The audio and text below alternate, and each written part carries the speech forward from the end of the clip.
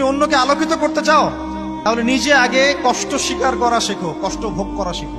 কারণ মোমবাতি আগে নিজে পড়ে তারপর অন্যকে আলো দেয়। কথা কত গভীর দেখেছেন? মোমবাতি আগে নিজে কি হয়, পুড়ে যায়, তারপর অন্যকে আলো দেয়। আমাকে আগে পুড়তে হবে তো।